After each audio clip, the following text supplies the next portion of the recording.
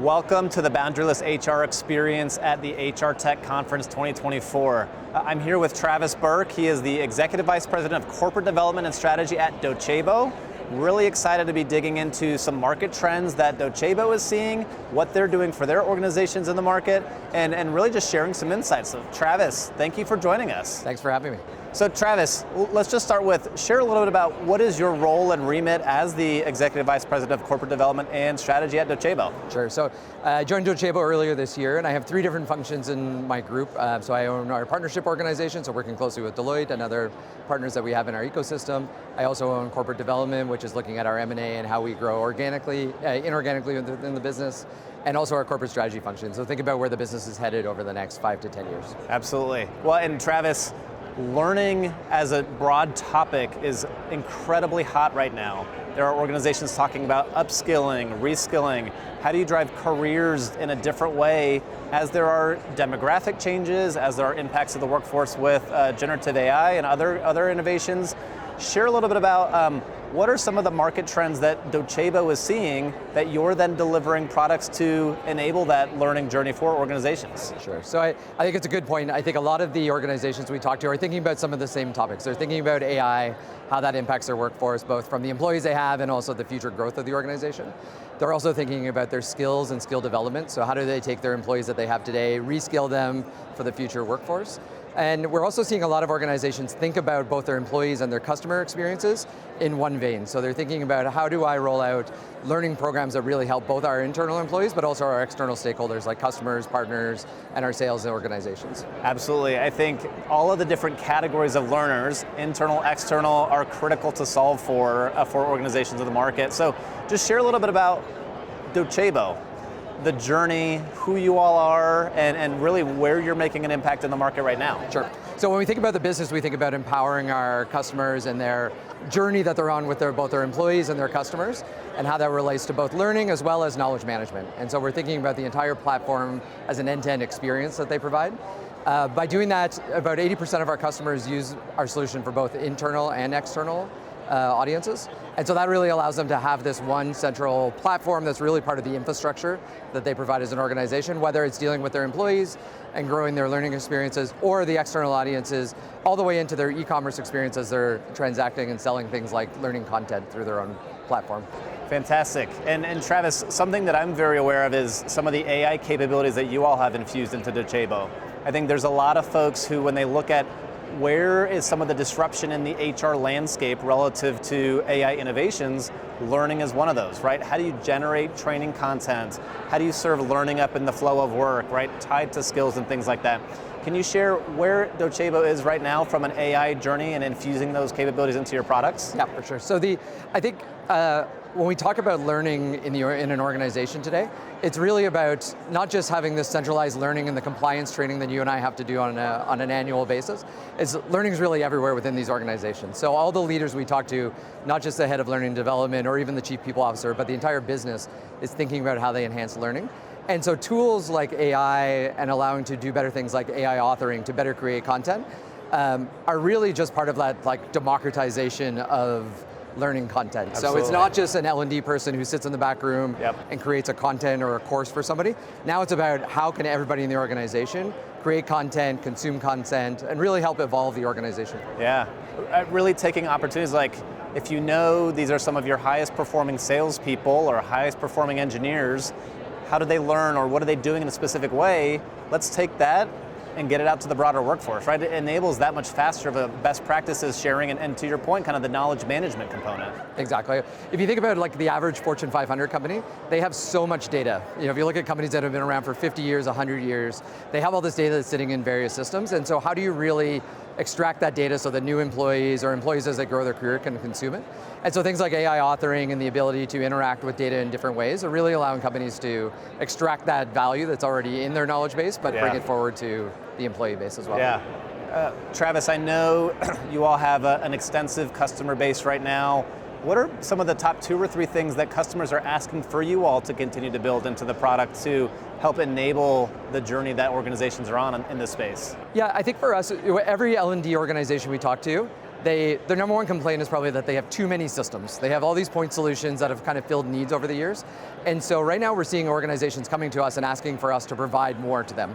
And so whether that's a broader suite of products, whether it's to serve their internal or external audience, they're really trying to consolidate and get more value out of a system. I think they can do things like better analytics, Sure. when you have one platform that encompasses a lot of use cases. Sure. So I think that's probably the number one thing we're seeing is like customers want us to be part of their strategic direction. And Absolutely. by having more tools provided to them and smarter tools for them to use, Yeah. they're getting a lot more out of the platform today.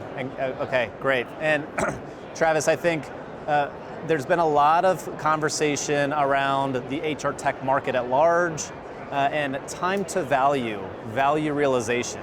Can you share a little bit about when Docebo engages with a customer, how quickly you all are able to roll out the solution, get it up, start getting customers using the product, and ultimately have that time to value with the organization? Sure. So I think one of the things that's really, I don't know if it's unique to Docebo, but really important to our customers is that time to that first quick win. Yep. So how do you get customers onboarded quickly in the solution, get a certain set of or subset of employees into the solution Sure. and using it right away? And so for us, our customers are able to stand up very quickly and really build a rollout plan that matches to their business needs. Yep. We obviously work with our partners at Deloitte to help us really invoke sort of the change management to get the full value out of the system. Yep. And sometimes that's a really short journey for customers, and oftentimes it can be a longer journey depending on where they're coming from. Yeah, okay. And Deloitte has had the pleasure of being a partner with you all, part of in that partner ecosystem. What are some of the things, Travis, that you all see as the comprehensive set of topics an organization has to tackle when they implement Docebo? I mean, you mentioned the change management. What about changes into the roles of the L&D function or how you engage the workforce broadly?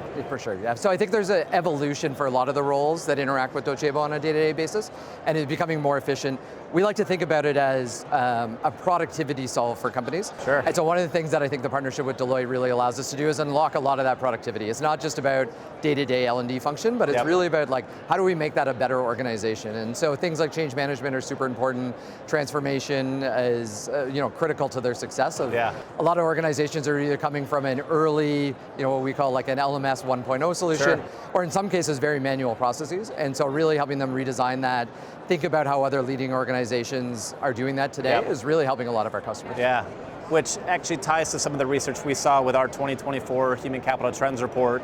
How do you transform the work, right? Address the work, not only focus on the technology, and how do you do that ultimately in the service of business outcomes and human outcomes at the same time?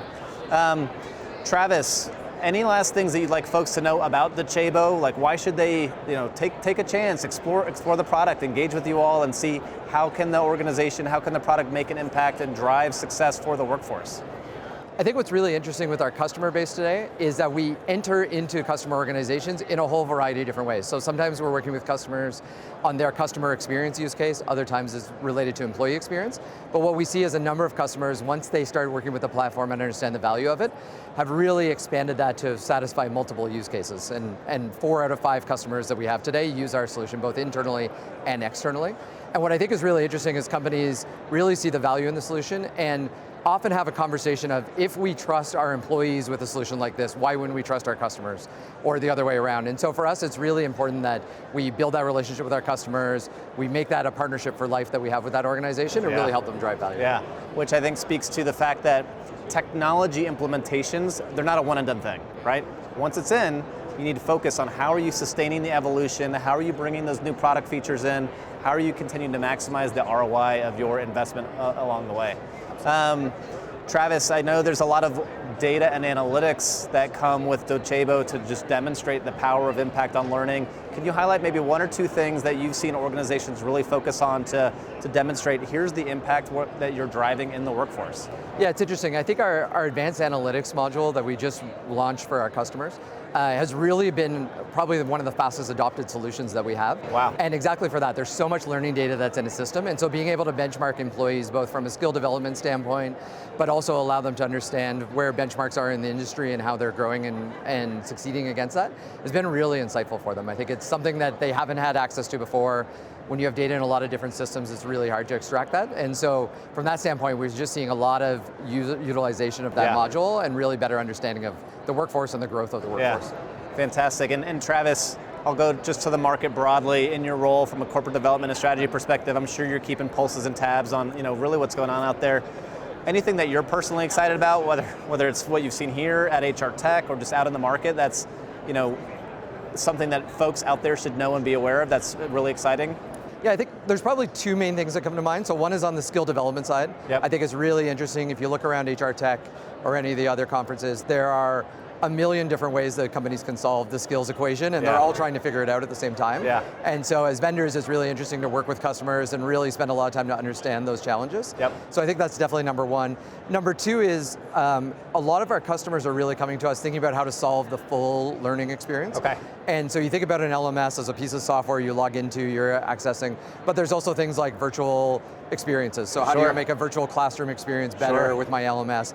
And then partial to that as well is like large organizations still do a lot of in-person training.